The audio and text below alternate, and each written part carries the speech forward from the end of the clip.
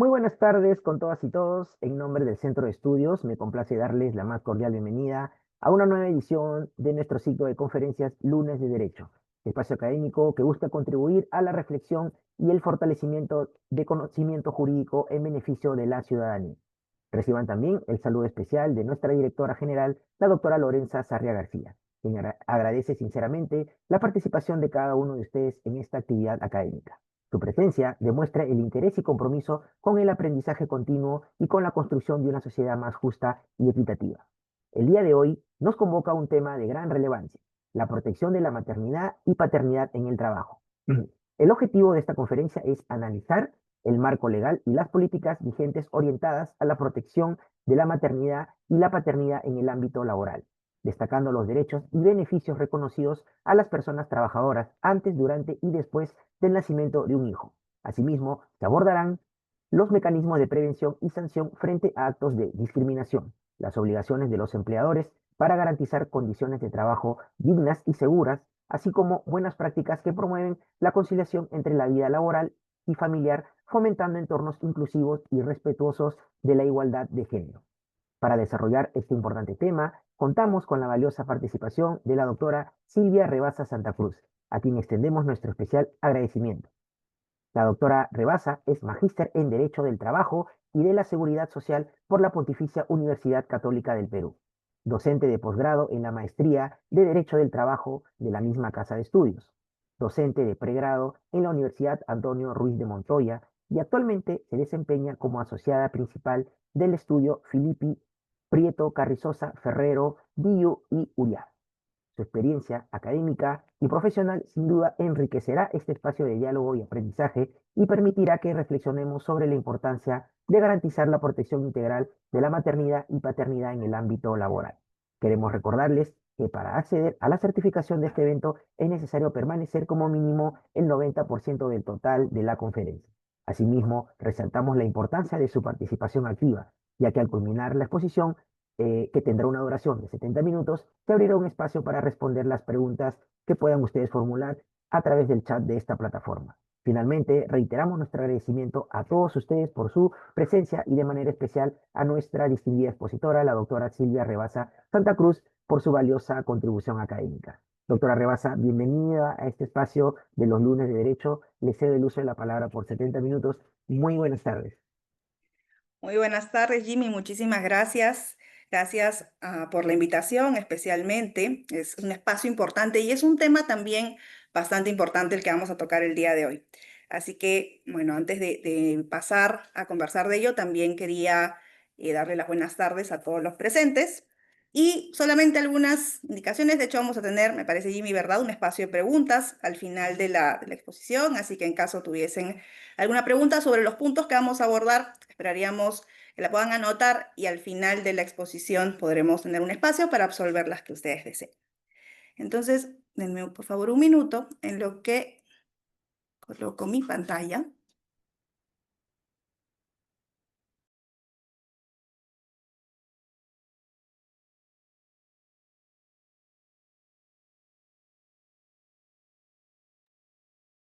Listo. Jimmy, ¿me confirmas por favor si es visible la presentación?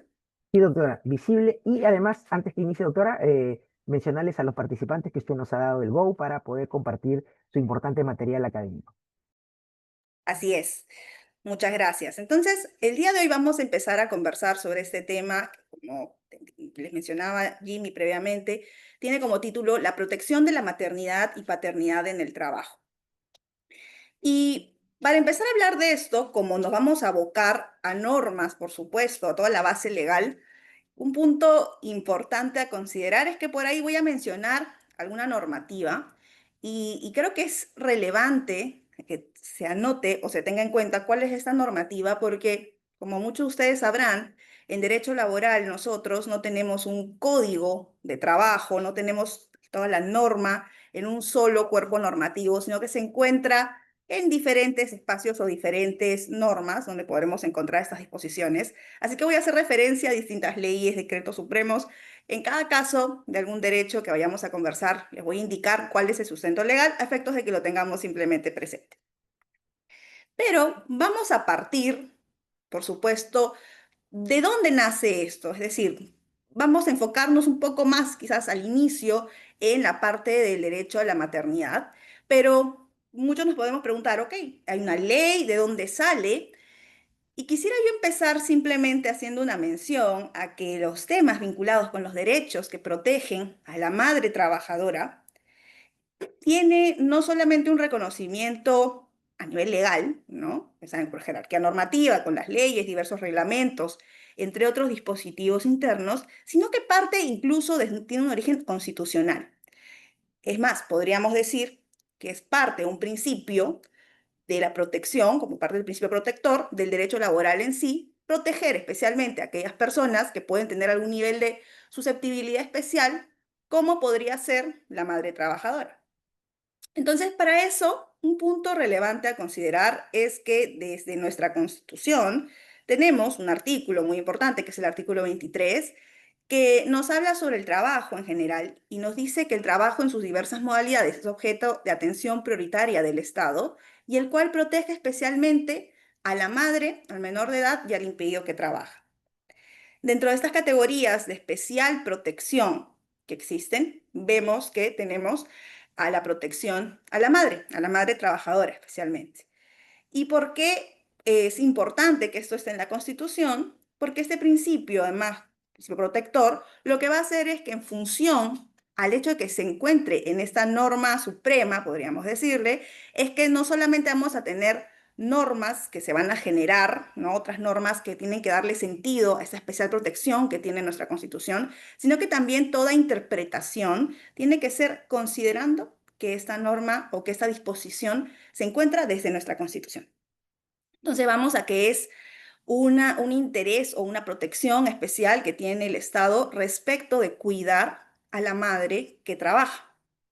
Y ojo, la madre que trabaja en distintos estadios del trabajo que va a realizar, es decir, puede ser desde el embarazo, pero ojo, hoy en día ya no nos limitamos únicamente al tema del embarazo, sino que también puede ser durante la lactancia e incluso ya de forma posterior cuando tenemos a madres, y acá también podríamos incluir a los padres, por supuesto, que ya ejercen el rol, ¿no?, del cuidado de un menor, por ejemplo. Entonces, todos estos temas que vamos a tocar más adelante tienen como principio o base la Constitución.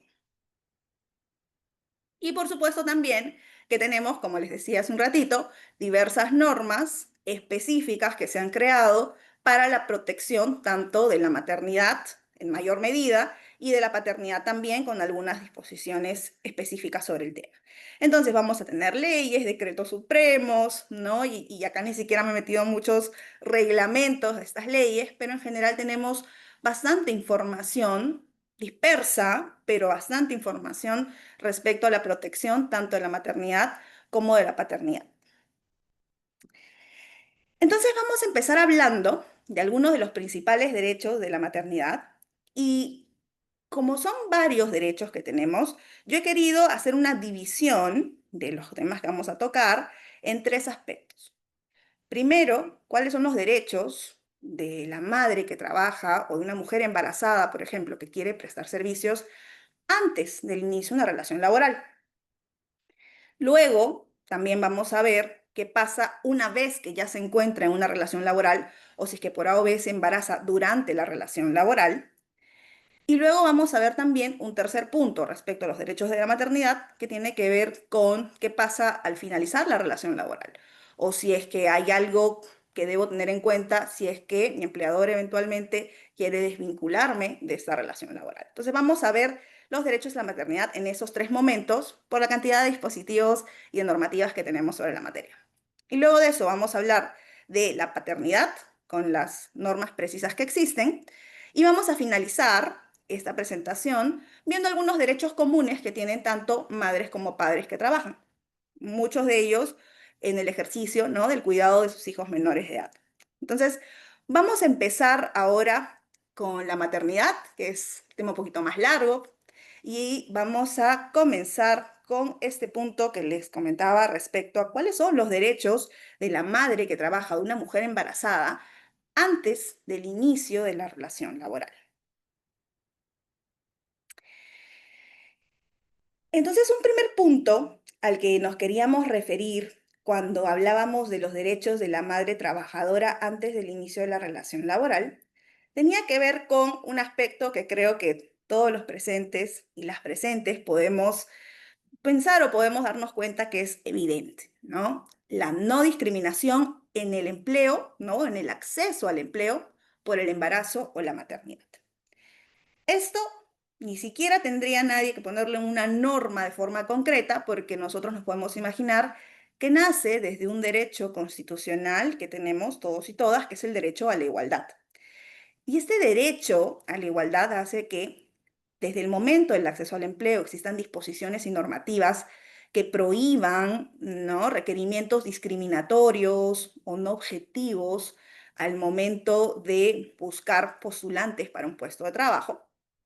Y dentro de toda esa gama de situaciones de discriminación que podrían existir en requerimientos en donde no existe un motivo determinado para pedir tal o cual calificación, se encuentra, por supuesto, el tema del embarazo o la maternidad. Una mujer que se encuentre embarazada, una mujer que tenga uno, dos, tres o cuatro hijos, no debería ser discriminada al momento en el que postula a un puesto de trabajo. Y este punto es importante porque quizás es muy común, o de repente muchos de ustedes en algún momento han escuchado a una mujer que está embarazada y que tiene que cambiar de trabajo o que tiene que postular un nuevo trabajo y dice, pero estoy embarazada, lo más seguro es que no me van a tomar. O mejor no hago este movimiento porque estoy embarazada. Y esto puede significar un problema para mí o no me van a tomar seguramente por el hecho de estar embarazada. Y sabemos lamentablemente que esa es una realidad a la que nos enfrentamos día a día. Sin embargo, eso legalmente y constitucionalmente no está amparado. Es decir, a mí no me podrían discriminar para acceder a un empleo por el hecho de ser madre o por el hecho de estar embarazada. Vamos a ver que hay casos en los que podría tenerse un objetivo especial, como por ejemplo puestos de trabajo riesgosos, eso lo comentamos en un ratito más. Sin embargo, de origen debemos tener en cuenta que no puede existir discriminación en el acceso al empleo por situación de embarazo o maternidad. Y además, también otro punto importante vinculado desde el momento en que yo postulo un puesto de trabajo es que tampoco, o sea, por un lado no me pueden impedir que postule, ¿no? Pero por otro lado, tampoco pueden darme un puesto de trabajo o generar o tener en cuenta que porque yo estoy postulando y soy de repente una madre trabajadora o una mujer embarazada, me van a dar menos beneficios o una remuneración inferior que otros trabajadores, por ejemplo, trabajadores hombres, o incluso otras mujeres, pero que no están en el mismo estatus de ser madres o de encontrarse en situación de embarazo. Hay algo que se escucha mucho, que es la penalización de la maternidad, ¿no? Muchas veces nosotros hablamos de temas de igualdad, por ejemplo, la igualdad salarial o la igualdad de trato, ¿no?, entre hombres y mujeres, que ese es un tema también muy largo e interesante, pero que tiene vinculación con este, sin embargo, no se agota, porque dentro incluso de la relación de trato hacia las mujeres, por ejemplo, podría haber también discriminación respecto a las mujeres que no son madres versus las mujeres que sí son madres.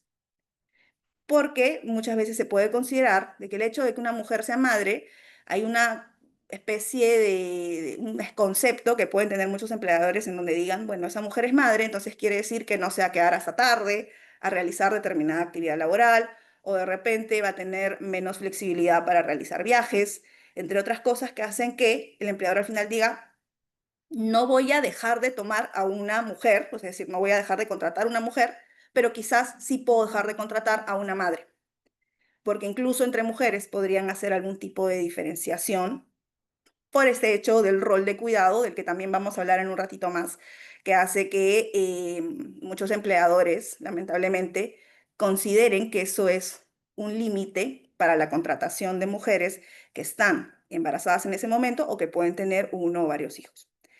Entonces, un punto importante acá a recordar es que eso no debería existir. De primera o desde inicio debemos tener en cuenta que existe una igualdad de condiciones laborales.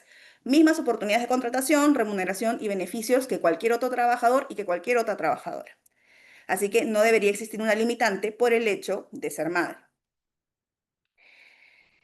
Y ya de forma más precisa, porque acá estábamos hablando de derechos, ¿no? O de imposibilidades que tiene, por ejemplo, un empleador al momento de buscar contratar o qué cosas no debería de realizar en la contratación. También existe ya temas mucho más precisos que se deben garantizar en un proceso de selección. Por ejemplo, tenemos una norma, que esta es un reglamento en realidad, el Decreto Supremo 00298-TR, que incide mucho en el tema de las pruebas de embarazo. Durante un tiempo, o durante mucho tiempo en realidad, habían situaciones posibles de empleadores que dijeran, no, para este puesto de trabajo, es un puesto de repente riesgoso inclusive, necesitamos una prueba de embarazo como requisito de contratación. Entonces, todas las postulantes del momento de acceso tenían que sí o sí decir si estaban o no embarazadas o incluso pasar por una prueba de embarazo como condicionante para ver si es que eran contratadas o no. Eso hoy en día ya no es posible. Es relevante recordar que hoy no se puede exigir pruebas de embarazo como requisitos de contratación. Ahí hay una prohibición y un mandato específico para el empleador, que si el empleador incumple, podría no solamente verse afectado con potenciales multas por SUNAFIL, que es nuestro ente supervisor y de inspección laboral, sino que también incluso podría verse parte de un proceso judicial por una demanda, por ejemplo, por daños y perjuicios y por otro tipo de mecanismos, si es que utiliza eso para impedir que una mujer acceda a un puesto de trabajo, porque estamos frente a un tema netamente discriminatorio. Entonces, es relevante este punto porque sabemos hoy en día que no es factible que se exija pruebas de embarazo como requisitos de contratación. Y muchos de ustedes preguntarán o se estarán preguntando, bueno, ¿y qué pasa si de verdad es un puesto de trabajo de riesgo? ¿Qué pasa si esta mujer que está embarazada o que potencialmente podría estar embarazada va a entrar a un puesto de trabajo en donde existe un nivel de riesgo que podría afectarle a ella o también incluso al feto, ¿no? Al bebé que tiene dentro y que de repente en ese momento todavía el empleador no sabe y quiere prevenir esta situación? Lo que nos dice la normativa es que en estos casos, excepcionalmente, esta situación de riesgo tiene que ser puesta en conocimiento de la postulante, pero que igual no se puede obligar ni someter a la postulante a esta prueba de embarazo y que es esa postulante la que decidirá si es que continúa o no con esta situación, ¿no? De pasar a este puesto de trabajo en concreto. Es importante, acá este es un punto, por supuesto, que tiene posiciones en pro y en contra, ¿no? Porque hay varias personas también y varios juristas que mencionan que acá sí habría un límite objetivo respecto a lo que se considera pruebas o situaciones de riesgo para evitar tomar a determinada persona, porque esa persona luego cuando entre podría verse expuesta o exponer incluso al menor, feto, a una situación en donde podría no solamente perderse o detenerse el embarazo, sino que incluso podría tener malformaciones o cualquier otra situación que vulnere su derecho a la vida y a la dignidad y a la salud. Pero también hay otras posiciones que dicen, bueno, es que este es un esquema temporal. La madre no va a estar embarazada siempre. Esto toma un tiempo y luego de eso puede seguir prestando servicios y no hay nada que objetivamente limite a que preste servicios. Ustedes pueden tener ahí la posición que consideren. Como digo, este es un tema de amplio debate que no vamos a tocar el día de hoy, pero lo ponemos sobre la mesa, ¿no? Porque sí existen posiciones sobre esta parte en general, o esta parte en concreto, mejor dicho. Sin embargo, lo que quisiera resaltar de este punto es que lo que no se puede hacer bajo ningún motivo es la exigencia de pruebas de embarazo como requisito de contratación. Y otro aspecto también vinculado con esto lo encontramos en la ley 29783, que es la ley de seguridad y salud, que esa también la vamos a ver transversalmente con diversos derechos que vamos a mencionar en la presentación de hoy. Y tiene que ver con que desde el inicio, y este sí es un mandato, una obligación que tiene el empleador a todo nivel, el empleador tiene que considerar, por supuesto, una identificación de peligros y evaluación de riesgos en el centro de trabajo, ¿verdad? Por ejemplo, es algo muy conocido, un empleador debe tener una matriz hiper dentro en donde ve cuáles son los riesgos a los que se pueden someter los trabajadores y trabajadoras en el centro de trabajo.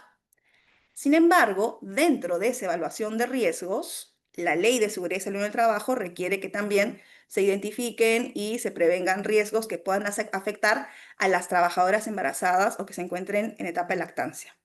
Entonces, también es importante recordar que desde el origen, desde el ingreso, ¿no? Y el inicio, es importante que el empleador tenga identificado cuáles son los puestos de riesgo y esto quizás podría ir de la mano con lo que comentábamos hace un momento de comunicar cuáles son los riesgos a los que se expondría una trabajadora embarazada que decide si igual postular a un puesto determinado.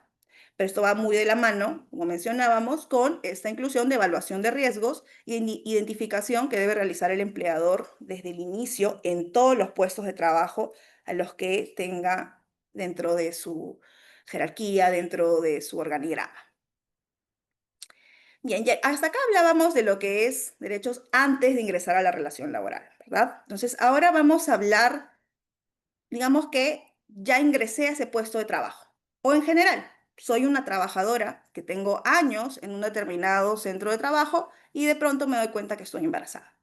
Entonces, ¿cuáles son ahora mis derechos como madre o como futura madre durante la relación laboral? Y acá vamos a hablar de varios derechos que yo sé que ya son los clásicos, muchos de ustedes, por supuesto, y muchas de ustedes los deben conocer ampliamente, pero vamos a entrar a detallarlos.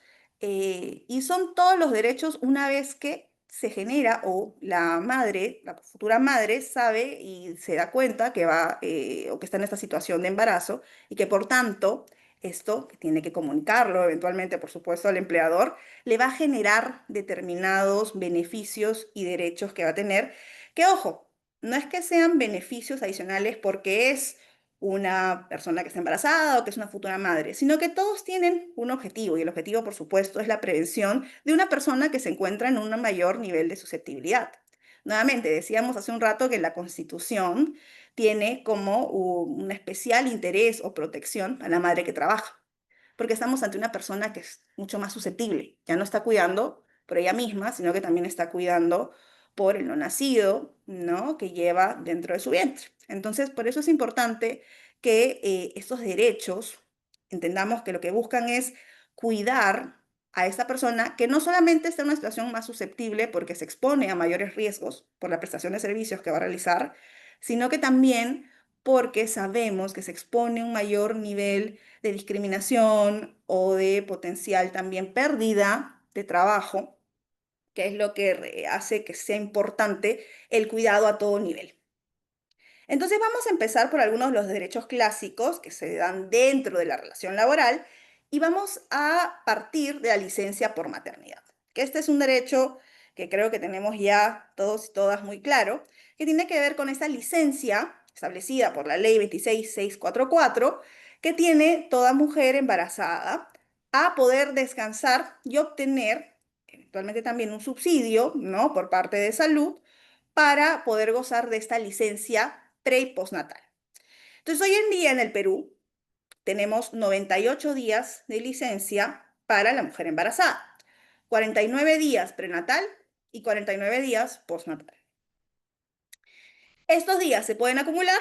Sí, de hecho vamos a hablar un ratito de la acumulación, pero es factible la acumulación del prenatal y postnatal de manera que la mujer embarazada goce 98 días de licencia por maternidad luego de que nazca su bebé. Esta licencia además también, un punto que es muy conocido, es que se va a ampliar, ¿no? Por ejemplo, más de 30 días en caso, o 30 días más en caso de nacimiento múltiple o de un hijo que tenga un nivel de discapacidad.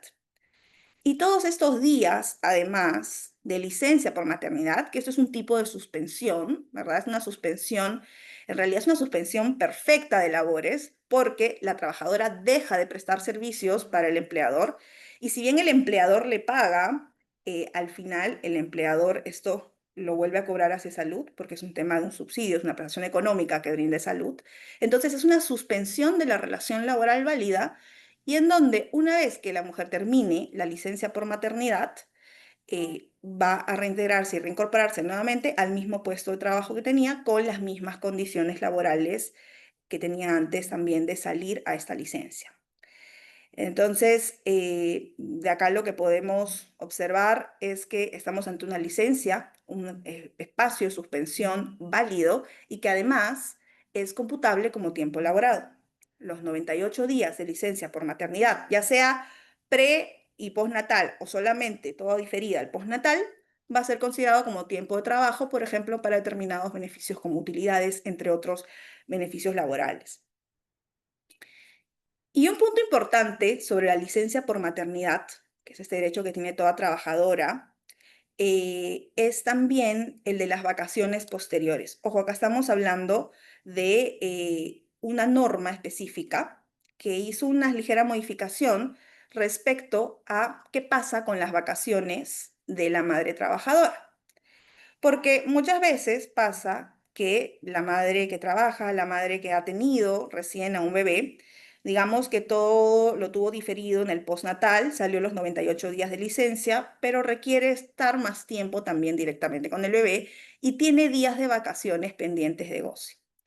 Como sabemos, por ejemplo, en el caso del régimen laboral privado, el empleador es quien tiene la potestad o quien tiene el derecho de definir cuándo es que el trabajador va a salir de vacaciones si es que no hay un acuerdo previo entre ambos, ¿no? La normativa, el decreto legislativo 713, lo que nos dice en este caso es que va a ser de común acuerdo entre el trabajador y el empleador la oportunidad en la que se goza de vacaciones. Entonces, si es que, por ejemplo, el trabajador quiere salir en julio de vacaciones y el empleador dice que julio es un mes en donde hay muchas ventas porque estamos de fiestas patrias y que lo mejor es que salga en agosto, si no hay un acuerdo de por medio, usualmente lo que la normativa determina es que es el empleador el que va a definir cuándo es esta oportunidad de goce. Sin embargo, en este caso en concreto, tenemos que cuando estamos ante una mujer que acaba de dar a luz, hay una ruptura de esa posibilidad de disposición que tiene el empleador. Porque lo que se determina es que en este caso, si la madre trabajadora quiere gozar de las vacaciones inmediatamente después de haber terminado su periodo de licencia por maternidad, lo puede hacer. Y puede hacer esa solicitud directamente al empleador y hacer uso inmediato de sus vacaciones tras descanso postnatal. Entonces, este es un caso, es una excepción a la regla establecida legalmente, en donde si bien el empleador podría decir, no, pero yo necesito que retornes de una vez al puesto de trabajo, la trabajadora podría decir que tiene un derecho específico de poder gozar de sus vacaciones, ojo, vacaciones pendientes, ¿no? Vacaciones que ya tiene generadas para poder gozar en ese momento, inmediatamente después de que termine la licencia. Y el empleador tendrá que acatar esta oportunidad de vacaciones. Si no lo acata, se podrá ver expuesto o expuesta a multas por SUNAFIL. Por tanto, es importante recordar o tener en cuenta que este es un derecho adicional que se generó para que la madre trabajadora de tener vacaciones pendientes pueda hacer uso inmediato de ellas en caso de requerirlo. Y siguiendo con la licencia por maternidad, tenemos también algunos puntos vinculados con la postergación del descanso prenatal. Simplemente queríamos acá hacer algunas precisiones sobre ¿qué pasa? Porque parece que es algo muy común hoy en día que tenemos en el Perú, en donde existe, ¿no?, esta posibilidad de diferir el descanso prenatal y acumularlo con el postnatal. Y eso es algo que muchas madres en el Perú buscan, ¿no? Es decir, no es que salgan antes de que nazca el bebé, no salen 49 días antes de que nazca el bebé y se quedan con el bebé los 49 días posteriores, sino que buscan trabajar el máximo tiempo posible para que los 98 días se acumulen y pueda estar esos 98 días con el bebé luego del nacimiento. Entonces, esta sí es una posibilidad que otorga la norma. Se permite diferir el descanso prenatal, ya sea parcial o totalmente, o sea, los 49 días totales o una parte de ellos, y acumularlos con el postnatal. Sin embargo, sí es importante tener en cuenta que esto requiere una condición, y la condición es que se necesita un informe médico que sustente que eso es posible en cuanto a la salud.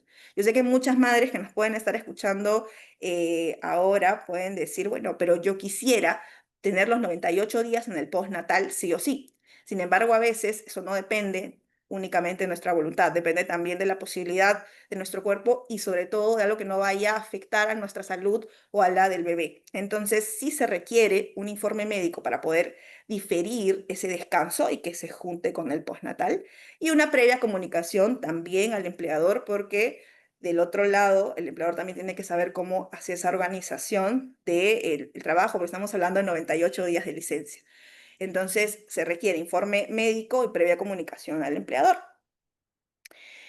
Y en caso, ¿qué pasa a nivel laboral si es que yo hago esa postergación? Si yo, por ejemplo, pido que se postergue mi prenatal y lo junto con el postnatal, de manera que tengo 98 días después del alumbramiento.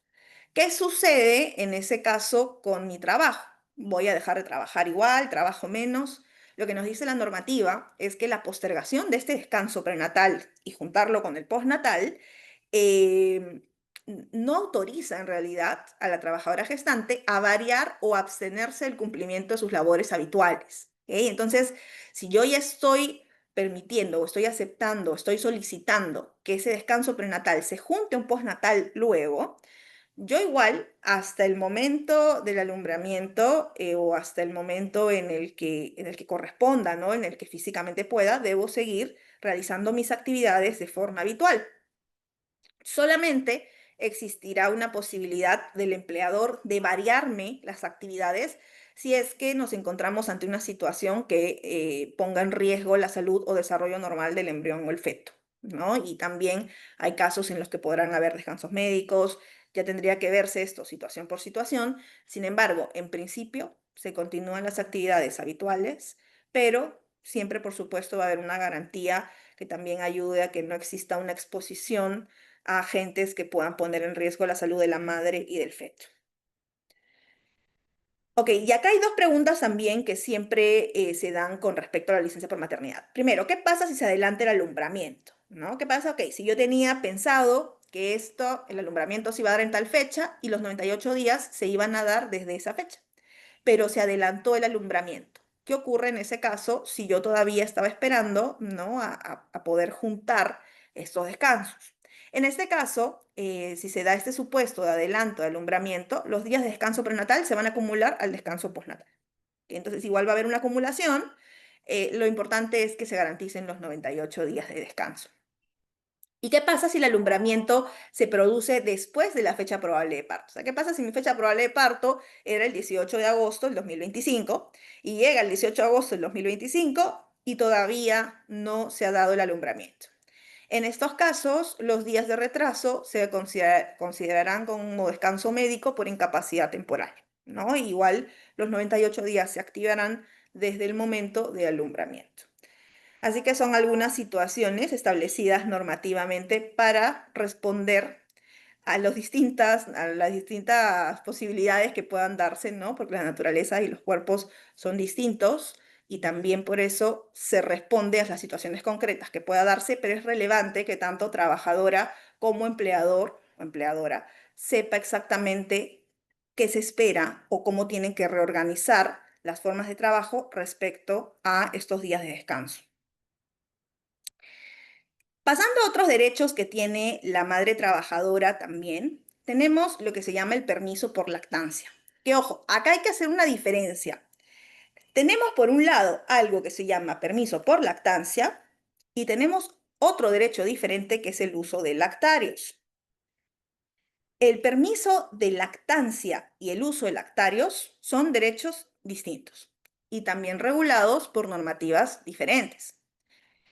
Respecto al permiso por lactancia, este permiso se encuentra establecido en la ley 27240 y esta ley, ¿qué cosa establece de forma concreta? Nos dice que las madres trabajadoras, luego de que ya dieron a luz, ¿no? Ya pasó también su licencia por maternidad y tienen que reincorporarse al trabajo, tienen el derecho a contar con 1 hora diaria de permiso por lactancia, eh, en donde puede convenir con el empleador el horario en el que ejercerá. Pero básicamente esto lo que quiere decir es que yo puedo salir, por ejemplo, una hora antes o llegar una hora después al trabajo por lactancia. Tengo una hora de beneficio, podríamos decir, ¿para qué? ¿O cuál es el objetivo de esta norma? Para que yo pueda ir a casa, ¿no? Y dar de lactar al bebé o llegar un poco más tarde al trabajo si es que tuve que darle de lactar también o pasar más tiempo con el bebé. Lo importante, o lo que busca esta norma también es cuidar lo que se promueve mucho hoy en día, que es la lactancia materna. Entonces, una hora diaria de permiso por lactancia.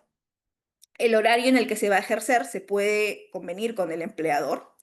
Y ojo, si hay un parto múltiple, es decir, si la trabajadora ha sido mamá de mellizos, de mellizas o de gemelos, en este caso se va a incrementar una hora más al día también de ese derecho. Que ya no solamente será una hora, sino que serán 2 horas. ¿Qué otros puntos importantes tenemos sobre el permiso por lactancia? Tenemos que hay una posibilidad de fraccionamiento en 2 tiempos iguales, es decir, no necesariamente voy a salir una hora en una hora, podré fraccionarlo, por ejemplo, 30 minutos, 30 minutos. ¿Y hasta cuándo podría gozar de ese derecho? La madre trabajadora va a poder utilizar este derecho hasta que el menor cumpla 1 año de edad. Y esto es además computable como tiempo laborado para todo efecto legal. Eso también es importante porque este tipo de normas lo que buscan es evitar que exista algún tipo de afectación para la trabajadora, que por ejemplo se considere que ha trabajado menos tiempo del regular, sino que esto se va a considerar como una licencia técnicamente. Es un permiso, pero que esa hora adicional no puede ser descontada, no puede ser considerada como tiempo no laborado, sino que se va a permitir que la trabajadora se ausente durante una hora al puesto de trabajo y eso va a ser igual remunerado como si hubiese continuado trabajando. Y ojo, no es pasible de descuento ni podrá ser compensado este derecho ni sustituido por otro. Ya acá, otro tema del que no vamos a entrar, pero quedaría para una conversación total o mucho más larga, es el asunto sobre cómo se aplica esto en los distintos tipos de trabajo que existen. Porque tenemos, por ejemplo, que esto es mucho más sencillo de apreciar en puestos de trabajo administrativos, ¿verdad? En donde yo tengo un horario de ingreso y un horario de salida. Si yo entro 8 de la mañana y salgo 5 de la tarde, es fácil darme cuenta que voy a salir ese día 4 de la tarde para hacer uso de mi permiso por lactancia. Pero ¿qué pasa, por ejemplo, con las personas que son no sujetas a fiscalización o las personas que tienen viajes constantes? Por ejemplo, pensemos en pilotos, mujeres piloto o mujeres que de repente son asistentes en vuelo, ¿no? Entonces, ¿cómo manejamos este asunto del permiso por lactancia? La verdad es que ahí sobre todo en trabajadoras, por ejemplo, no sujetas a fiscalización por el tipo de actividad que realizan, igual tiene que verse una forma en la que puedan hacer uso de este derecho, ¿no? Por ejemplo, si las actividades que tenía programadas normalmente son de la A a la E, podrá existir una actividad menos, de manera que garanticemos que siempre tenga acceso a este permiso por lactancia. Entonces, ya esto se verá caso concreto por caso concreto. Sin embargo, sí es importante considerar que esto va a aplicar para todas. La normativa no establece una excepción. Así que ya será un tema más bien de ver cómo se aplica en cada centro de trabajo dependiendo de las actividades que se realicen. Otro derecho distinto al que también se tiene acceso es el uso de lactarios. Y decíamos que es un derecho diferente porque, por un lado, mientras tenemos el permiso de lactancia, que es un permiso de salida o de entrar más tarde al puesto de trabajo, el uso de lactarios se va a dar en el centro de trabajo. ¿Y qué es esto de los lactarios? Bien, tenemos una normativa también que ha establecido que en todo centro de trabajo que tiene más de 20 mujeres en edad fértil, debe contar con un lactario que además tiene varios requisitos. No vamos a entrar al detalle de todos los requisitos y de todas las medidas, porque de hecho es una norma bastante larga, pero es importante tener en cuenta que los lactarios tienen condiciones mínimas, por ejemplo, en la ventilación, en que deben tener una mini refrigeradora para poder guardar, ¿no? La leche que se extrae de la madre, lavabos, acceso, el tamaño, la privacidad que debe tener este espacio también. ¿Y cuál es la finalidad del lactario, de uso del lactario? Es que el empleador cuente con un espacio en donde las mujeres que puedan en ese momento estar dando de lactar, utilicen el espacio, sobre todo para la extracción de leche materna. Porque, como ya también las que son madres y que me están escuchando el día de hoy sabrán, no es solo por un tema de potenciar el consumo de leche materna, que de hecho eso también es una de las prioridades que tiene el Estado, por supuesto, sino que también es un tema fisiológico, ¿no? El no extraerse la leche puede llevar no solamente a problemas de dolores para las mujeres, sino que incluso hasta afectaciones a la salud. Pueden las mujeres tener infecciones, entre otros aspectos vinculados a riesgos hacia su salud por el hecho de no extraerse la leche. Entonces sí es importante que se cuente con un espacio para que no se haga en, por ejemplo, baños, ¿no? O en otros lugares en donde hay un poco más de incomodidad en poder realizar la extracción. Entonces se debería contar con estos espacios. Pero obviamente también es importante un criterio de razonabilidad y proporcionalidad, ¿no? Un empleador que tenga de repente un centro de trabajo con solamente 5 mujeres no tendrá la obligatoriedad de contar con este espacio porque las posibilidades de que se haga uso del mismo van a ser muy bajas, a diferencia de que tenga más de 20 mujeres en edad fértil. Entonces, nuevamente, este derecho va a ser para centros de trabajo con más mujeres, más de 20 mujeres en edad fértil. ¿Y a quiénes se va a considerar mujeres en edad fértil? Se va a considerar a mujeres trabajadoras de 15 a 49 años de edad. Y ojo, para la contabilización de estas mujeres no solamente voy a incluir a las trabajadoras en planilla, voy a incluir también a las mujeres sin vínculo laboral que presten servicios en el centro de trabajo. Por ejemplo, mujeres que se encuentren por motivo de intermediación laboral, ¿no? O de tercerización de servicios, aunque no sean mis trabajadoras directas, también las voy a contabilizar. ¿Cómo es el tema del uso de este beneficio del lactario?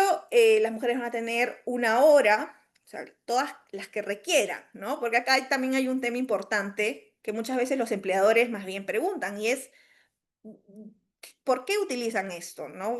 Las mujeres van, ¿qué pasa si simplemente van y duermen en el lactario? ¿Qué puedo hacer yo ahí? En realidad, el lactario está para ser usado para la función de extracción de leche materna. Y esto sí es un punto importante a recordar, porque esa es la finalidad y es lo que busca, ¿no? Y además, tiene que haber un punto de consenso también en el sentido de que si una trabajadora requiere hacer uso del lactario, también tendría que haber una previa comunicación y coordinación con el empleador del momento, sin que, ojo, exista impedimento, porque obviamente la trabajadora sabe el momento en el que tiene que ir y acudir para realizar la extracción, pero obviamente no podrá abandonar el puesto de trabajo, ¿no? Y previamente tendría que saber quién puede reemplazarla si es que de repente se va de ese, o se ausenta en ese momento y puede existir algún riesgo por dejar una máquina encendida, por ejemplo, cualquier cosa similar. Entonces tiene que haber una comunicación y coordinación previa con el empleador. ¿Y cuánto tiempo puede usar, en este caso, la mujer que está extrayéndose la leche, el lactario? Tiene 1 hora que puede distribuirse o fraccionarse a solicitud de la usuaria de las siguientes maneras. En 2 periodos de 30 minutos cada uno, o en 3 periodos de 20 minutos cada uno. Estos periodos se van a considerar efectivamente elaborados, ¿no? Entonces, quiere decir que la trabajadora puede permanecer 1 hora, ¿no? En los lactarios e incluso si requiere más tiempo, esto puede ser ampliado y coordinado con el empleador. Y ojo, un punto también es que pueden usarlo las mujeres con hijos hasta por lo menos 24 meses de edad. Entonces es importante tener en cuenta también que yo puedo tener un hijo de 1 año y medio, ya no haré uso de repente de este permiso por lactancia, el que hablamos hace un ratito, o sea, de salir 1 hora antes o llegar 1 hora más tarde, pero sí tengo derecho al uso del lactario. Y estos dos derechos son distintos. No porque yo use el lactario se me anula mi permiso de lactancia o tampoco por el hecho de utilizar mi permiso de lactancia ya no puedo usar el lactario. Son dos derechos diferentes a los que tiene acceso la madre trabajadora en estos casos, siempre y cuando se cumplan las condiciones que hemos venido mencionando previamente. ¿Qué otros derechos tiene la madre trabajadora durante la relación laboral? Y acá me voy a ya enfocar en otros que de repente no son tan clásicos o que no tenemos tan en cuenta a veces cuando hablamos de derechos de la madre trabajadora y tiene mucho que ver con los derechos vinculados a asuntos de seguridad y salud, ¿ok? En el trabajo mismo. Para empezar, acá ya ni siquiera voy a hablar de, bueno, no me voy a detener mucho en esto, pero en realidad no vamos a hablar ya de la madre que ya está embarazada o que ya tiene un hijo menor de edad, sino que incluso vamos a hablar de que la Ley de Seguridad y Salud establece evaluaciones de riesgos para la procreación. Y esto es importante y daría incluso para una charla larga, ¿no? Específicamente sobre el tema. Y es que hoy en día hay muchos riesgos para la procreación también de las trabajadoras que todavía no están embarazadas, que puede ser que estén buscando embarazarse o puede que no lo estén buscando, pero en general en el espacio de trabajo pueden existir también muchos supuestos de riesgos para la procreación, que tiene que ver con exposición, por ejemplo, a agentes físicos, químicos, biológicos, ergonómicos e incluso psicosociales. Y este tema es relevante porque desde la Ley de Seguridad y Salud en el Trabajo tenemos que debe existir un plan integral de prevención de riesgos que incluso puedan considerar factores que afecten las funciones de procreación. Así que los temas vinculados con el embarazo, como vemos, no se activan únicamente desde que la mujer ya está embarazada, sino que nuestras normas propiamente, los temas de seguridad y salud del trabajo, ya han establecido de que deben existir evaluaciones y prevención de estos temas, incluso para la procreación misma. Así que es importante recordar, si hay empleadores en la reunión del día de hoy, que existe esta obligación de hacer evaluaciones de exposición a agentes físicos, químicos, biológicos y psicosociales, inclusive, que puedan estar afectando a la procreación de las trabajadoras. Y la Ley de Seguridad y Salud del Trabajo también nos señala que deben existir o debe darse un enfoque de género al momento de evaluar e identificar los riesgos que se dan anualmente, ¿no? Estos monitoreos de riesgos deben también considerar las situaciones que puedan afectar a las mujeres, no solo ya en la procreación que hablábamos hace unos minutos, sino también respecto a las mujeres que están embarazadas o que tienen algún nivel de susceptibilidad por ejercer su rol de madres. Em, y esto también tiene que estar medido dependiendo del puesto de trabajo en el que se encuentre, ¿no? De hecho, inclusive es importante destacar que deben tomarse medidas para evitar exposición a labores peligrosas en trabajadoras, ¿no? Sin pérdidas de derechos remunerativos y categoría. Y para esto contamos inclusive con una resolución ministerial, que es la resolución ministerial 374-2008-TR, que tiene todo un listado de agentes físicos, químicos, biológicos, ergonómicos y psicosociales que pueden generar riesgos para la salud de la mujer gestante y el desarrollo normal del embrión y el feto. Entonces, es una lista muy larga, no la voy a tocar ni tampoco vamos a entrar en detalle en cada uno de los puntos, pero por ejemplo, acá saqué algunos de un aspecto que me parece bien interesante también, que es el aspecto de los psicosociales, ¿no? Porque hoy en día es un tipo de riesgo que ha estado olvidado, creería yo, por muchos años. ¿Cuáles son los temas o los riesgos psicosociales que podrían afectar a las trabajadoras en el centro de trabajo? Pero esto ya lo tenemos desde varios años atrás, ya tenemos identificado en realidad cuáles son los agentes psicosociales que podrían afectar a una trabajadora embarazada, por ejemplo. Y hoy en día ha tomado un poco de auge el tema de la prevención de riesgos psicosociales. Sin embargo, esto es algo que hemos tenido desde hace varios años atrás. Y solamente ahí mencionando algunos de estos agentes que podemos encontrar en esta resolución ministerial de 2008 que les comento, podemos encontrar incluso el tema del estrés, por ejemplo, en donde nos dice que si como riesgo encontramos un estudio que dice que en determinada área de trabajo hay un alto nivel de estrés, eso puede terminar perjudicando a la trabajadora con un efecto nocivo, que sería el incremento en el número de abortos y partos prematuros y reducción incluso de la leche materna. Entonces vemos la importancia de cuidar incluso de estos riesgos que no vemos a simple vista, como los riesgos psicosociales, que podrían terminar afectando a las trabajadoras.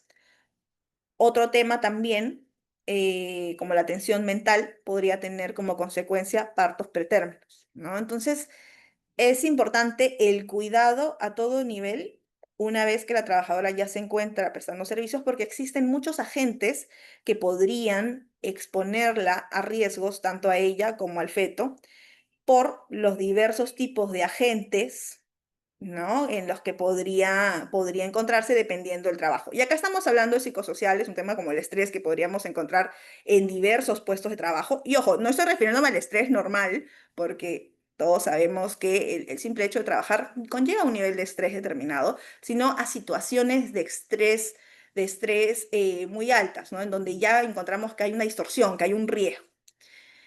Pero así como encontramos o hemos hablado ahorita de los riesgos psicosociales, dependiendo del trabajo, puedo yo estar ante riesgos físicos, por ejemplo, si cargo peso y soy una mujer embarazada y la carga de peso es muy alta, podría también tener un efecto en abortos y otras situaciones, o si me expongo a químicos, eso también podría tener problemas hacia la salud mía como madre trabajadora y la del feto. Entonces, es importante considerar este listado con todos los efectos que podrían darse, de manera que el empleador lo prevenga y el trabajador o la trabajadora también se encuentre atenta a este tipo de situaciones y si es que siente que se encuentra de alguna manera expuesta, pueda comunicar ello también al empleador para ver cuáles son las vías a través de las cuales puedan llegar para evitar cualquier situación que exponga su salud.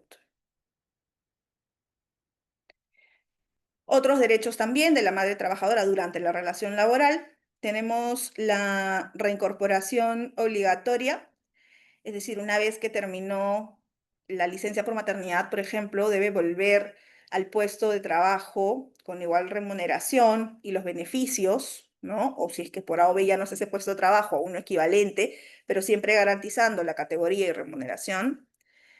Y también tenemos otros derechos como el trabajo remoto en las licencias con goce en situaciones de emergencia. Eso es a través de una ley específica, la ley 31051, que establece que durante situaciones de emergencia nacional, por ejemplo, lo que va a aplicar para la madre trabajadora es el teletrabajo, en este caso obligatorio, para gestantes y lactantes. Y si no es posible ello, si no es posible realizar este trabajo desde casa, aplicará una situación de licencia con goce compensable posteriormente. Ojo, esto es solo ante situaciones que sean declaradas como emergencias nacionales, emergencias sanitarias, como lo que tuvimos en la época del COVID. Entonces, no es algo que se vaya a dar ante cualquier situación menor, sino que tiene que haber una declaratoria de emergencia para ello, pero ojo, este derecho subsiste.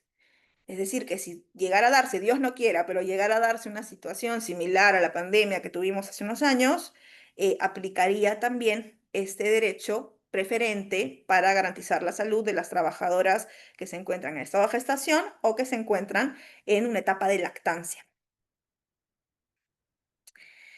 Y otra normativa también importante, vinculada a estas condiciones de seguridad que ya estamos mencionando desde hace un rato, es la Ley 28048 y el Decreto Supremo 009/2004 que establecen algunas condiciones de trabajo seguras ante exposiciones a riesgos por las trabajadoras. ¿Qué pasa? Decíamos que el empleador, por supuesto, evalúa y debe controlar los riesgos en el puesto de trabajo. Pero ¿qué pasa si existe un riesgo comprobado que de repente la trabajadora detectó que se encuentra ante una situación que está exponiendo su vida o la del feto? O incluso el empleador también se da cuenta de que la trabajadora está prestando servicios en un área en donde hay muchísimo riesgo y sobre todo vinculada con este dispositivo, esta resolución ministerial, donde hay un detalle de determinados riesgos a los que puede exponerse y esto tiene una consecuencia posible de afectación hacia la trabajadora o hacia el bebé. En estos casos en concreto, hay un proceso que se ha establecido, tampoco vamos a entrar a un detalle muy exhaustivo por temas de tiempo, pero simplemente mencionar que básicamente ante este riesgo comprobado, ¿no? El empleador lo que va a realizar es estas opciones en orden, por supuesto, es decir, la primera opción es lo que debería aplicarse prioritariamente y luego las otras opciones en caso de no ser posible. Entonces, como primera opción, el empleador debe efectuar cambios en la manera de realizar las mismas labores, dice, sin modificación del puesto de trabajo, y debe adaptar físico o técnicamente las condiciones de trabajo con la finalidad de controlar, limitar o eliminar los riesgos existentes. ¿Qué quiere decir esto? Que como punto de partida, lo que va a hacer el empleador es ver, ok, dentro del mismo puesto de trabajo, ¿hay actividades que yo pueda cambiar? Por ejemplo, puedo moverte de un lugar a otro o puedo acondicionarte un espacio de trabajo determinado, pero en el mismo puesto, es decir, solamente voy a cambiar las actividades. Pensemos, por ejemplo, que yo soy una trabajadora a la que le afecta el ambiente en el que se encuentra. Estamos trabajando, que yo puedo prestar servicios, pero el ambiente en el que me encuentro, hay una situación de, no sé, cruce de aires, o alérgenos o cualquier tipo de exposición que haría que por estar en ese lugar me vea afectada y que eso se haya determinado, ojo, de manera objetiva a través de un médico, que existe una constancia de ese riesgo que me puede afectar a mí o al bebé. En ese caso, el empleador, por ejemplo, puede acondicionarme un espacio para que yo igual preste servicios, no varíe las situaciones o las obligaciones que tengo de forma drástica y yo sigo en el mismo puesto de trabajo. Entonces, serían cambios sin modificar el puesto, pero para adaptar física o técnicamente las condiciones de trabajo para que la trabajadora preste servicios sin mayor afectación. Si eso no es factible, es decir, si no puedo hacer cambios en las tareas o en las actividades laborales, en ese caso, recién, si existe esta imposibilidad técnica u objetiva, o no resulta razonable una medida para controlar el riesgo que se haya detectado, el empleador sí podrá modificar las labores a través de un cambio de puesto de trabajo. Pero la normativa nos dice, cambia el puesto de trabajo a uno similar en atención a la categoría ocupacional, sin variar la categoría. Entonces, me pueden cambiar de trabajo a otro sin cambiar la categoría. Ojo, hasta acá no he mencionado otro tema y es que también siempre está, por supuesto, disponible la posibilidad de hacer teletrabajo. No tenemos todavía una norma que obligue y conmine al teletrabajo, pero es una posibilidad en caso sea ello factible, ¿no? Pero en caso no sea factible, igual puede haber una variación del puesto a otro de similar categoría.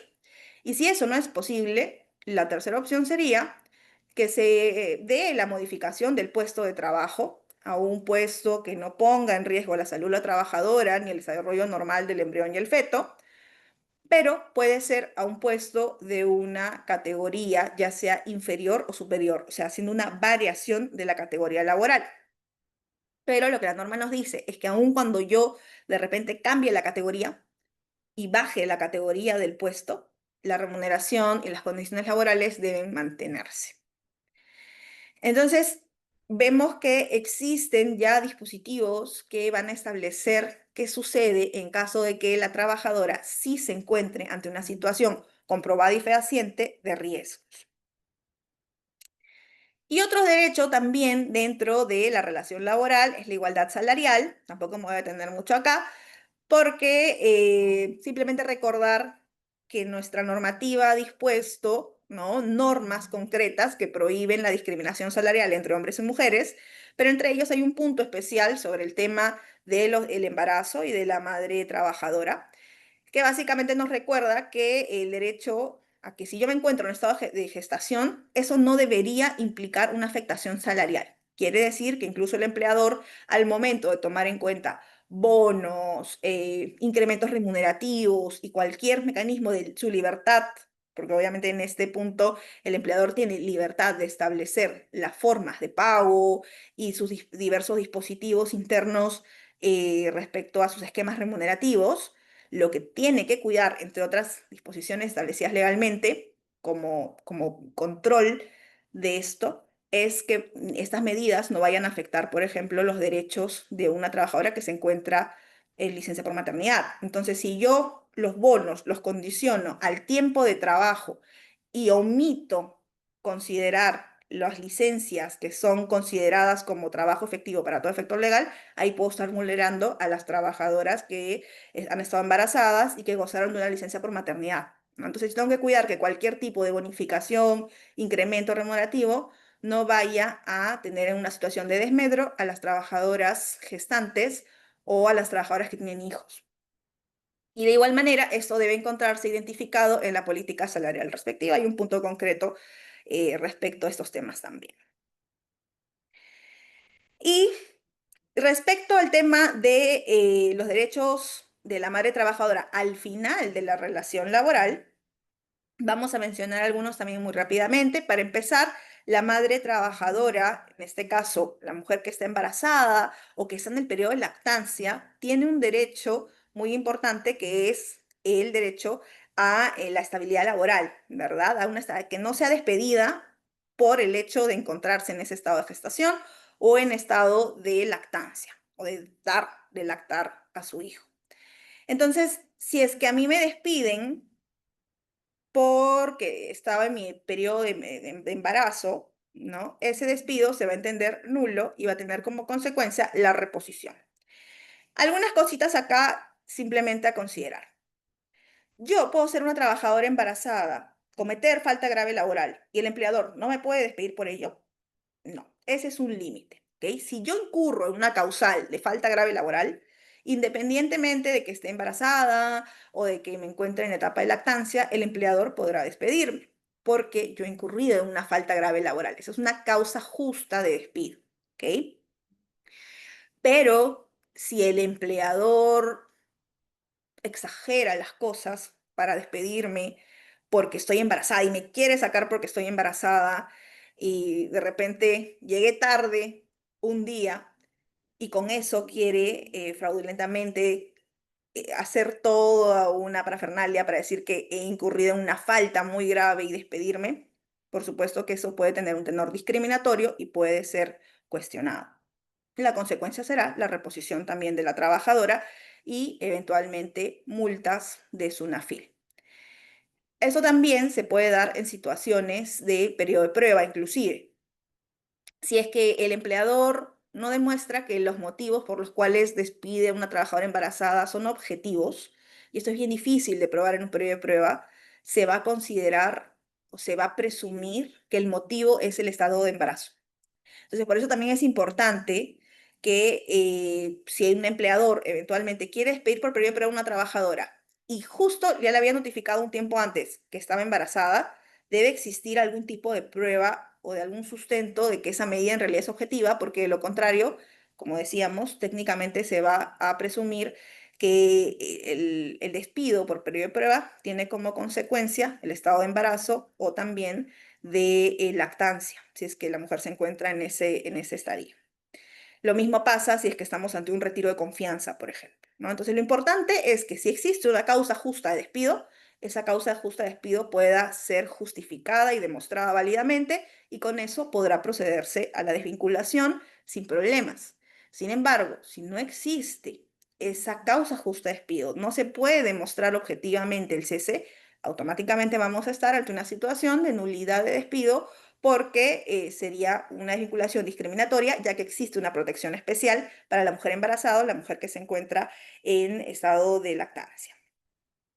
Y también tenemos dentro de los derechos al momento del cese de la relación laboral una prohibición de no renovación de los contratos a plazo fijo para las mujeres que se encuentren embarazadas o que se encuentren también dando de lactar. Ojo, nuevamente acá lo que importa mucho es ver el trasfondo, qué está detrás de esa no renovación. Si yo contraté una trabajadora para que sea suplente de un trabajador que estuvo 6 meses con descanso médico, ¿ok? Ese es un tipo de contrato a plazo fijo que se llama suplencia. Y a esa trabajadora le digo, tú vas a estar 6 meses nada más porque en los 6 meses va a volver mi trabajador que está con descanso médico y identificamos correctamente al trabajador y todo bien. Hacemos un contrato con la nueva trabajadora y esa trabajadora a los 3 meses me dice, estoy embarazada y luego culminan los 6 meses que yo la había contratado y vuelve el trabajador al que estaba supliendo, yo ahí tendré que, o estaré prohibido de no renovarle, o sea, tendré que renovarle sí o sí a esta trabajadora. No, porque en este caso hay una prueba objetiva de que la contratación a plazo fijo que hice está finalizando por motivos objetivos y netamente válidos. A esa trabajadora yo la había contratado 6 meses porque en 6 meses estaba volviendo el trabajador al que suplía. Y efectivamente, a los 6 meses volvió el trabajador al que suplía. Entonces, por más que la trabajadora esté embarazada, yo puedo proceder con esa desvinculación y con esa no renovación del contrato porque ya se cumplió la condición por la cual contraté y esa desvinculación es netamente objetiva. Yo lo hubiese desvinculado así hubiese estado embarazada o no, porque volvió el trabajador suplido. Sin embargo, si yo tengo otro contrato, por ejemplo, un contrato por inicio de actividad y tengo 50 trabajadores y me toca renovar el contrato y puedo todavía renovar el contrato, pero como me enteré que esa trabajadora está embarazada, de los 50 trabajadores solamente no le renové a ella, ahí va a haber una presunción de que el motivo por el cual no le renovó el contrato a plazo fijo tiene que ver con el embarazo. Por tanto, ese supuesto está prohibido y está dentro de los derechos que tiene la madre trabajadora al finalizar la relación laboral. Muy rápidamente también ya porque el tiempo nos apremia respecto a los derechos de la paternidad. Por supuesto, es importante que se ejerza debidamente el derecho a la paternidad desde dos puntos de vista, ¿verdad? Es importante que el padre también hoy en día, sobre todo que hemos cambiado un poco nuestra óptica, ¿no? De los roles tradicionales que antes conocíamos y hoy en día tanto madres como padres gozan y hacen uso de su maternidad y paternidad debidamente. Es importante que el padre pueda ejercerlo para romper un poco con estos roles tradicionales que existen y que por tanto podamos llegar a una situación de equidad correcta, pero también porque cada vez con esto vamos a ir rompiendo estos esquemas antiguos que existían, en donde se consideraba que solamente la madre es la que tenía algún tipo de perjuicio, entre comillas, para el empleador porque era la que tenía más derechos. Hoy en día los padres también quieren hacer uso de sus derechos como padres y por tanto es importante que cada vez existan más beneficios que potencien la paternidad y el rol de cuidado que también tienen los hombres respecto a sus hijos. Y por eso tenemos esta licencia por paternidad, que antes, ustedes recordarán, hace unos años era únicamente 4 días. Hoy en día ya tenemos 10 días calendario que se pagan con goce de haber. Eh, que puede ser, ¿no? Desde el inicio, desde el nacimiento o en otro plazo que también defina, en este caso, el padre. Incluso estos plazos pueden ampliarse, ¿no? De 10 días calendario puede ampliarse a 20 días si hay una situación de nacimiento múltiple, prematuro, con enfermedad congénita del bebé. E incluso puede ampliarse a 30 días en caso, nadie quisiera, pero en caso de fallecimiento de la madre, es el padre quien puede tomar también más días de descanso o de por licencia por paternidad. Y es importante que exista una comunicación escrita al empleador. Otro tema vinculado con la licencia por paternidad es el de las vacaciones luego de esta licencia, ¿no? Decíamos hace un rato que la madre trabajadora cuando hace uso de la licencia por maternidad, una vez que finaliza esa licencia, puede hacer uso de sus vacaciones inmediatamente, aun cuando el empleador no esté muy de acuerdo con que haga uso de ese periodo vacacional. En el caso del padre, también puede utilizar vacaciones inmediatamente después de hacer uso de su licencia por paternidad. Tiene derecho a poder utilizar estas vacaciones, ojo, las vacaciones pendientes de goce, por supuesto, a partir del día siguiente de vencida la licencia de paternidad. Y es importante recordar que esta voluntad de gozar del descanso vacacional deberá ser comunicada al empleador con una anticipación no menor de 15 días calendario a la fecha probable de parto de la madre. Un tema también interesante, solo para mencionarlo rápidamente, de la licencia por paternidad, es que la licencia por paternidad la paga el empleador, no la paga salud, como en el caso de la madre, ¿no? En el caso de la licencia por de maternidad, estamos ante una prestación económica de salud asumida directamente por esa entidad, pero en el caso de la licencia por paternidad, esto es pagado netamente por el empleador. Y es un derecho también irrenunciable.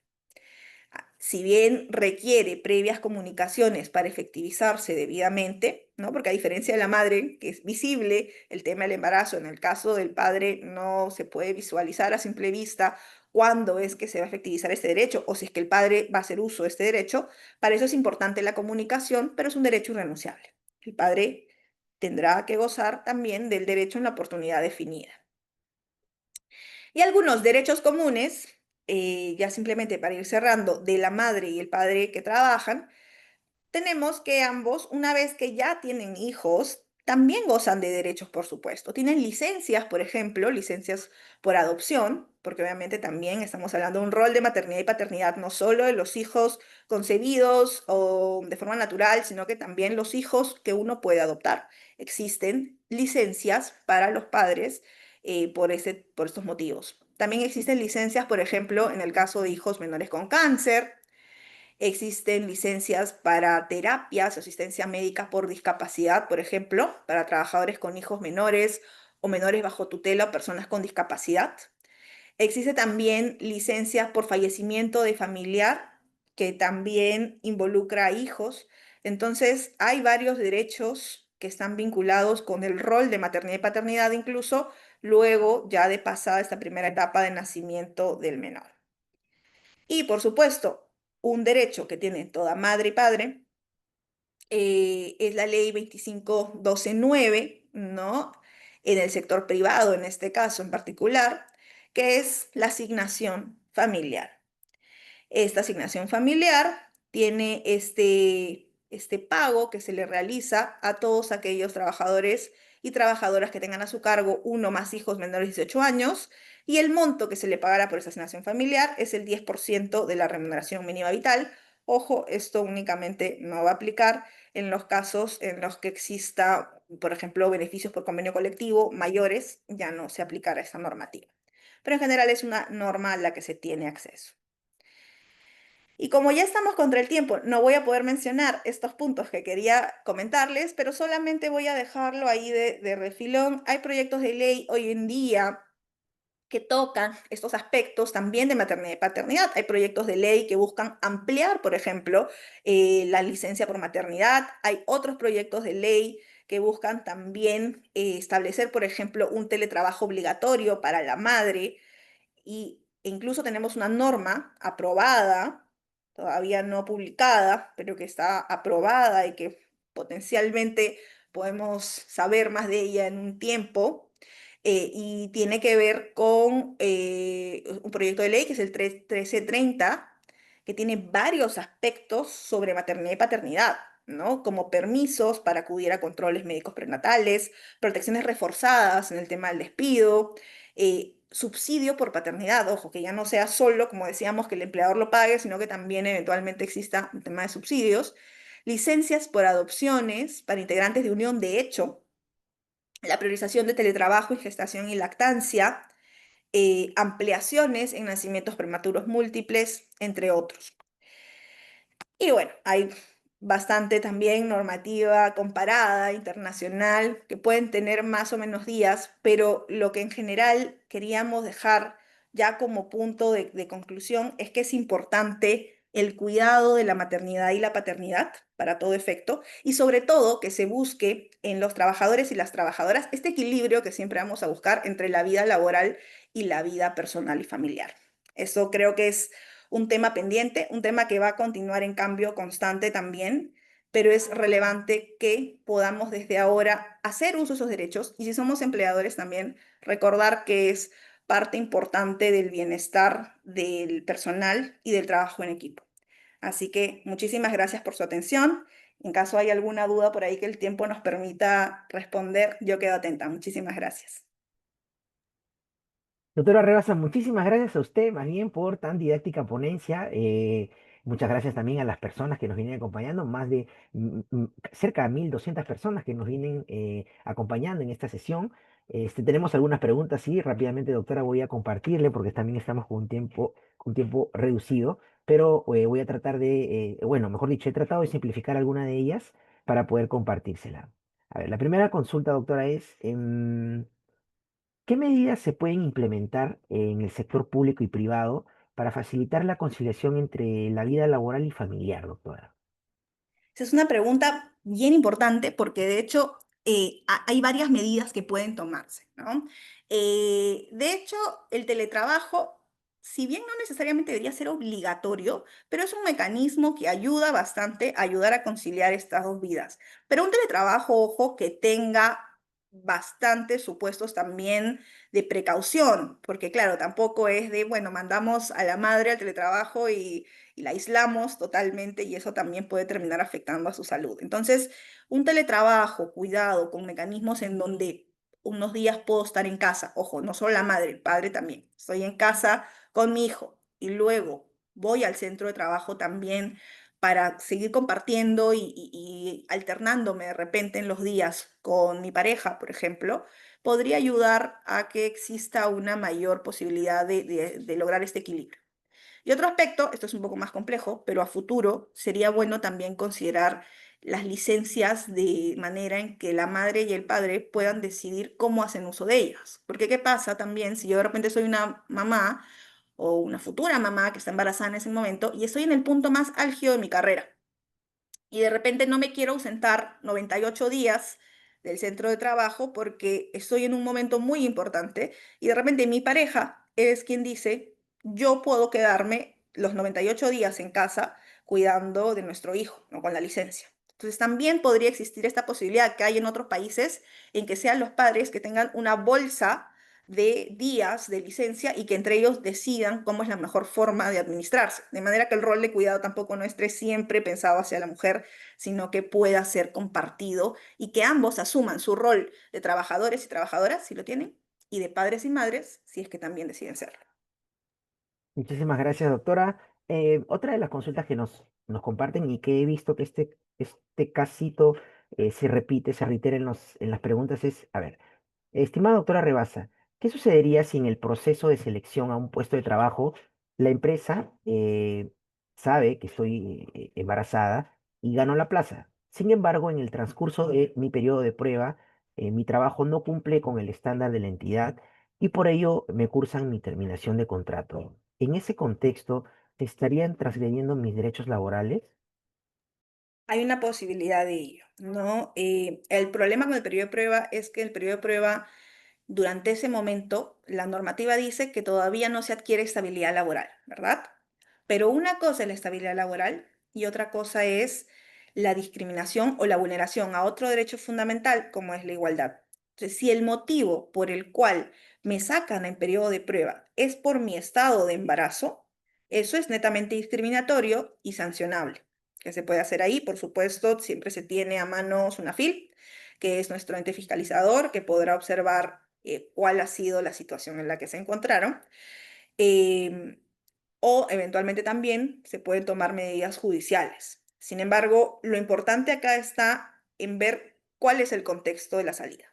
Si es que el empleador puede demostrar que esta salida se da no por el embarazo, sino porque esta persona ya presentaba o esta trabajadora en particular venía no haciendo las cosas como se esperaba y lo tiene definido y objetivamente tiene pruebas para constatar ello, pues ahí tendrá algo en donde podrá decir, no, el motivo de desvinculación no es tu embarazo, es que no cumpliste con algunos puntos y acá tengo cómo demostrar ello. Pero sí es muy importante porque frente a la duda, frente a un silencio por parte del empleador del tema, se presumiría que es por el embarazo si es que este fue comunicado. Entonces, sí hay que revisar la situación bastante porque sí podría haber una afectación eventualmente a los derechos.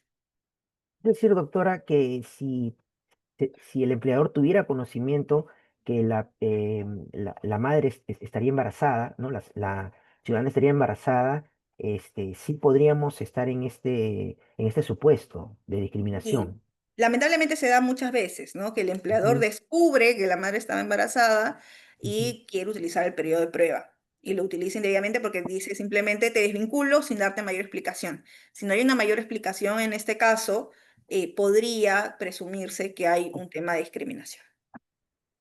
Y doctora, disculpe, ¿esto aplica en el caso también la modalidad de servicios por terceros? Ajá. De tercerización, ¿Sí? sí, claro, también aplicaría, ¿no? En el caso de tercerización, por supuesto, a quien tiene que reclamarse va a ser al empleador directo. En este caso, si es que es una empresa la que contrata a los trabajadores, ¿no? Directamente, será hacia quien contrató el servicio. Pero ojo, eso estoy hablando de tercerización, que son personas en planilla.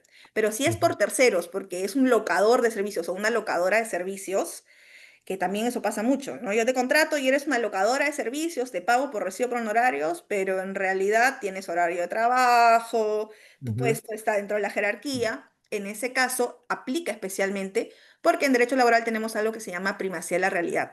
Frente a lo que diga un documento, lo que más importa es qué pasa en los hechos. Y si en los hechos tú eres una persona fiscalizada, ¿no? Y en general a la que se dirige y a la que se pueda sancionar, es decir, sobre la que se ejerce lo que se llama el poder de subordinación, entonces eres una trabajadora, aun cuando te pongan que eres locadora de servicios o por recibo por honorarios. Si te sacan también durante este periodo de prueba, ¿no? O al inicio, o no te dicen nada y te desvinculan porque estás embarazada, tienes exactamente los mismos derechos, porque eres una trabajadora encubierta. De acuerdo. Doctora, y disculpe, algo que revisaba también en las consultas es, en las preguntas, perdón, hay un tope para poder iniciar estos procesos para de demanda? O de repente después de tanto tiempo no se puede, o siempre va a haber un espacio para que la persona que ha sentido que se le ha vulnerado estos derechos pueda acudir a las instancias que corresponden. Es un muy buen punto. A ver, administrativamente, ante Sunafil tiene un espacio de 4 años para poder realizar inspecciones. ¿Ok? Entonces, si es que esto es algo que me ocurrió hace 3 años, hace 2 años, podré ir hacia Sunafil y Sunafil podrá tomar las medidas de inspección de 4 años. Sin embargo, si a mí lo que me interesa es que me sacaron, por ejemplo, en periodo de prueba y quiero ser repuesta, o me sacaron sin justa causa, simplemente porque se enteraron que estoy embarazada, y yo quiero ser repuesta a ese puesto de trabajo, o me interesa obtener una indemnización de algún tipo, tengo que accionar judicialmente. Y la acción judicial tiene un plazo de 30 días para poder entablar esa demanda judicial. Es un plazo de caducidad de 30 días en donde la trabajadora, si por ejemplo hoy me desvincularon porque no me dieron ningún motivo, pero estoy embarazada y yo sé que es porque estoy embarazada, tengo 30 días para poder ir al Poder Judicial y lograr mi reposición en este caso, o si yo prefiero una indemnización, que me paguen la indemnización. Pero tengo este plazo muy acotado y es importante por eso tener en cuenta los derechos, porque es un plazo reducido para poder presentar una demanda judicial. De acuerdo, doctora, muchísimas gracias. De esta forma se han absuelto varias de las consultas que nos han compartido en una sola. Gracias, doctora. Otra de las Gracias. preguntas que deseo compartirles es ¿cómo puede la negociación colectiva fortalecer la protección de los derechos parentales en el trabajo? Excelente pregunta. De hecho, un punto que yo creo que es bien importante es que acá hay varios actores, ¿no? Tenemos actor empleador, que el empleador tiene que cumplir la normativa. La normativa no está ahí por las puras, tiene un motivo detrás por el que debe cumplirse. No debe ser visto como un sobrecosto tampoco, ¿no? Es importante que se cumpla con las garantías mínimas para estar en un estado constitucional adecuado. Tenemos al actor trabajadores y trabajadoras que tienen que saber y conocer sus derechos también para poder ayudarse y ayudar a otras personas. Pero tenemos ese tercer actor muy importante, que es ya no los trabajadores individuales, sino a través de un colectivo. Los sindicatos, por ejemplo, las organizaciones sindicales y a través de sus convenios colectivos. Pasa mucho que los temas de maternidad, por ejemplo, no se abordan en la gran mayoría de negociaciones colectivas. No es como que pasara a un segundo plano, quizás porque ya tiene bastante acogimiento legal, pero sí los temas de la maternidad, de la paternidad, podrían abordarse en una negociación colectiva y es importante para el bienestar del personal. Entonces, este otro actor, que son ya los sindicatos, las organizaciones sindicales conformadas, podrían también involucrarse en el tema, podrían tener planteamientos vinculados con la protección de la madre trabajadora y del padre que trabaja, y serían un referente importante porque el producto que ellos emiten, que es el convenio colectivo, al final va a ser una norma interna dentro de la empresa o dentro del centro de trabajo en el que nos encontremos. Así que sí sería muy importante que también se aboquen a estos temas. Muchas gracias, doctora. Otra de las preguntas que nos comparten es, estimada doctora, en los casos de embarazos ectópicos, ¿cómo debe manejarse el empleador? Ok, pero en el caso del embarazo ectópico sí tiene una situación particular y es que va a tener descansos médicos específicos o va a tener un sustento médico concreto, ¿no? Si es que hay descansos médicos de por medio, va a actuar a través de esos descansos médicos. Pero si estamos ante una situación en donde vaya a continuar el embarazo, va a depender de cada situación en concreto, tendría que aplicarse lo que determine finalmente también la medicina respecto a la continuidad de ese embarazo o si es que eventualmente hay alguna protección especial, pero el empleador siempre va a tener que cuidar el bienestar, especialmente de la trabajadora. Entonces, si está prestando servicios y está de alguna manera expuesta a algún tipo de riesgo, sí tendría que considerar tomar medidas para prevenir cualquier riesgo hacia la trabajadora, como hemos visto previamente. Gracias, doctora. Ya pasando rápidamente a las últimas consultas para poder respetar su Pues, tiempo y el tiempo de las personas que nos vienen acompañando. Em, Doctora, ¿cómo evalúa usted la jurisprudencia laboral en el Perú respecto a los casos de discriminación por maternidad? lo bueno es que tenemos en el Perú un sistema de protección que realmente funciona, ¿no? SUNAFIL y el Poder Judicial, si bien tenemos situaciones de demoras muchas veces, porque hay muchos casos, ¿no? Y, la verdad es que sí existen principios que siguen tanto el juez como el inspector al momento de cuidar este tipo de situaciones. Y estas presunciones y principios hacen que, si es que no existe una prueba del lado del empleador, por ejemplo, demostrar en que fue un cese objetivo, vaya a aplicar la presunción de que tiene que ver con un tema discriminatorio, eventualmente si es que es una mujer embarazada o una mujer en estado de lactancia. Entonces, sí funciona debidamente el sistema, como decía, puede por ahí tener los retrasos, pero funciona. Lo importante es que sepamos cuáles son los derechos. Como hemos visto hoy, las normas no están juntas. Las normas están en distintos mecanismos normativos y eso hace que incluso para el empleador también sea difícil muchas veces conocer cómo tiene que abordar, qué conocimientos debe tener, especialmente si estamos hablando de empleadores que no tienen de repente el capital, ¿no? Para poder saber absolutamente todo en el momento. Entonces sí es importante que podamos conocer o tener esos espacios para conocer cuáles son nuestros derechos como trabajadores y nuestras obligaciones como empleadores y saber que existen mecanismos a los cuales podemos acudir también si es que en algún momento sentimos que existe algún derecho vulnerado. Gracias, doctora. Y voy a socializarle la última consulta, doctora. Por supuesto. ¿Cuáles cree usted que son los principales desafíos para garantizar que la licencia de maternidad y paternidad no afecten la empleabilidad de las personas, doctora? Sí, de hecho, esa también es una muy buena pregunta. Tenemos, para empezar, un primer desafío que es la informalidad que tenemos, ¿no? Estamos hablando mucho de derechos, de obligaciones complejas incluso, porque son varias, y muchos de ustedes podrán decir, oye, pero eso no se aplica, porque la mayoría de empleadores ni siquiera garantizan un derecho mínimo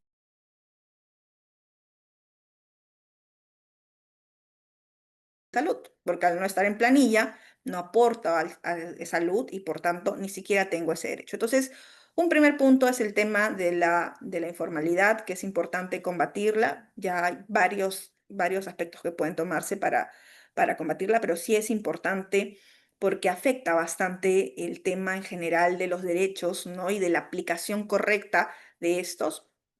Y lo segundo es que mientras más se conozca y mientras hay un equilibrio entre los derechos de la madre que trabaja y del padre que trabaja, también se va a reducir estos estigmas que existen a la empleabilidad, ¿no? Como yo les decía hace un rato, pasaba mucho y en algunos espacios también pasa el día de hoy en que algunos empleadores pueden decir, ay, está entrando esta mujer en edad fértil, puede ser que salga pronto y que yo tengo que pagarle la lactancia, el lactario y todos estos derechos. Pero si hubiese un equilibrio entre que la mujer, obviamente, tiene que ser cuidada porque es quien lleva al bebé, ¿verdad? 9 meses.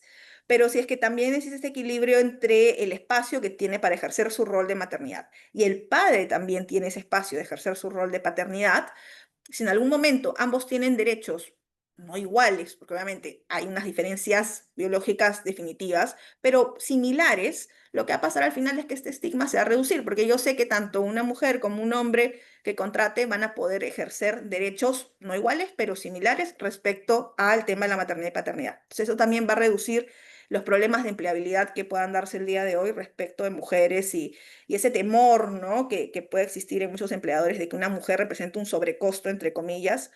A la hora de la hora, lo importante es que ambos puedan ejercer el rol, si es que deciden ser padres, puedan ejercer ese rol debidamente y también ejercer el rol de trabajadores y trabajadoras si es que así lo deciden. Muchísimas gracias, doctora Rebasa. Esperamos, sinceramente, que se haya sentido cómoda en este espacio académico de los lunes de Derecho. Agradecemos también a todas las personas que nos han acompañado en esta sesión. Mucho interés, muy buenos comentarios respecto a su ponencia, doctora. Muchísimas gracias. Les recordamos a los participantes que estaremos compartiendo, socializando el material que la doctora nos ha tenido a bien autorizarnos a través del grupo de WhatsApp de los lunes de Derecho. Doctora, esperamos poder contar con su participación en otra oportunidad. Muchísimas gracias nuevamente y que continúe teniendo una muy buena tarde. Por supuesto, con todo gusto y muy buena tarde para todos los presentes. Hasta luego. Hasta luego.